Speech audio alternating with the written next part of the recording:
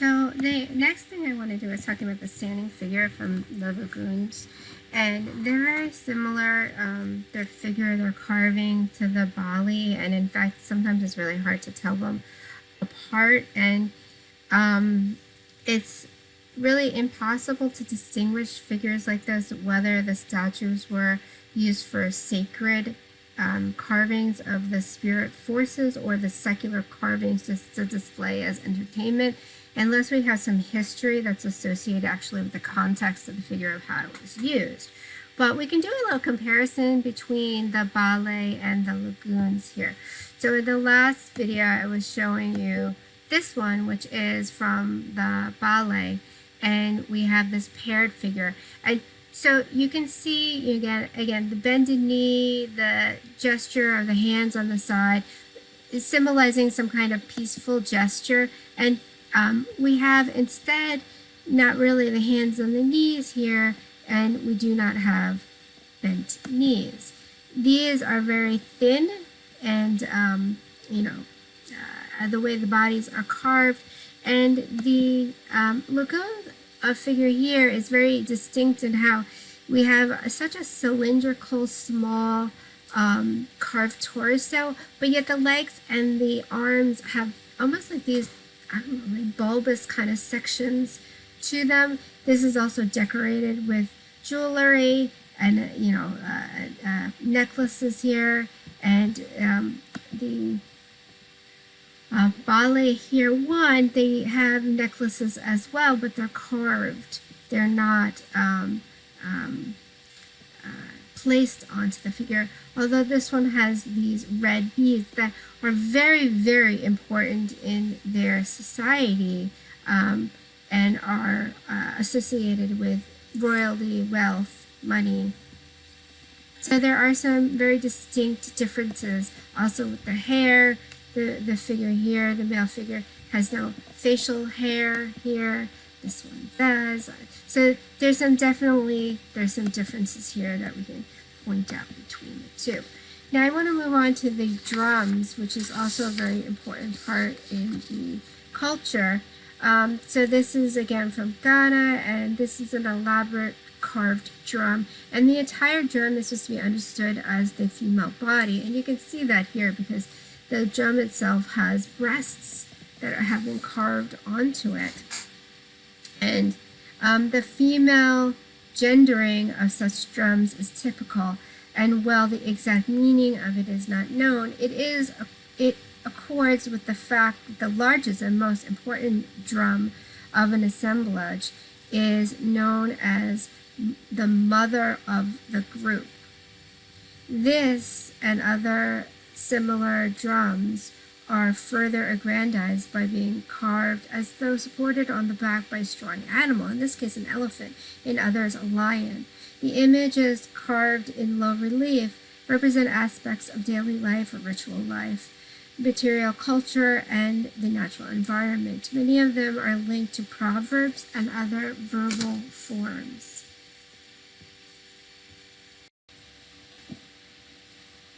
Okay, so next I'm showing you here a mask, and I find these really interesting because they're supposed to be representing female figures, and as we have seen through a lot of the discourse that we've looked at so far throughout Africa, the masks are usually worn by men, but that's not the case here. So this is again in the ballet masquerade, the ballet community, society, and the masquerades are known by a variety of names. They all feature dancers wearing beautiful cloth and oval face masks honoring the female leaders of the dance troupes. And well, in many ways, we have the equivalent of the secular displayed carvings, such as the lagoon figures or the Shante sculptural group.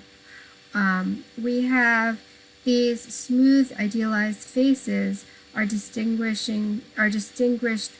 portraits of specific women or a specific woman, and the dancer portrays the honor of this woman or women, and then they're sometimes actually accompanied by the woman herself or by a representative of her for the performance.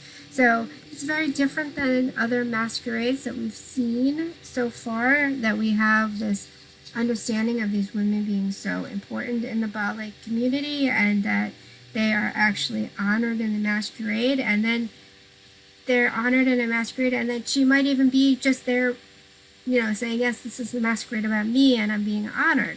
This is a really different way of looking at masquerade.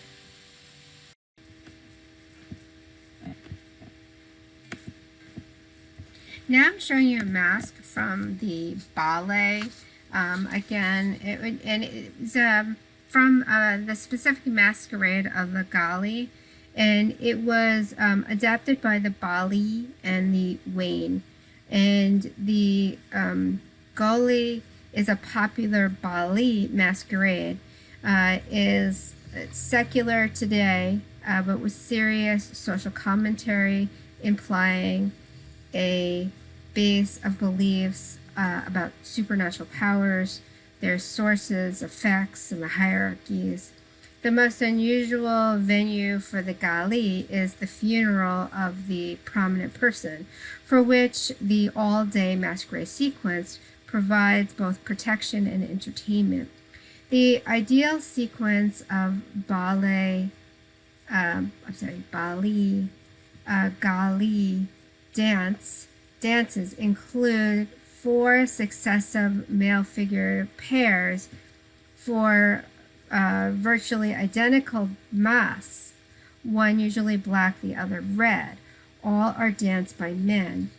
Each mask presenter combines several, sometimes ambiguous traits, like the one I'm showing you here. So this one has straight lines and planes, voids and solids, and it implies a complex meaning.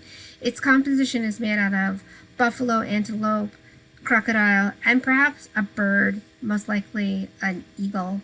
And then because of the red pigment, it implies blood, danger, trouble, aggression, but it also has black and white in it. The masker executes a rapid, aggressive dance, which is very difficult, and it's linked with killing and death, yet it's also linked with protection. So it's a very ambiguous kind of masquerade with this kind of double meaning that we see in a lot of this area of West Africa.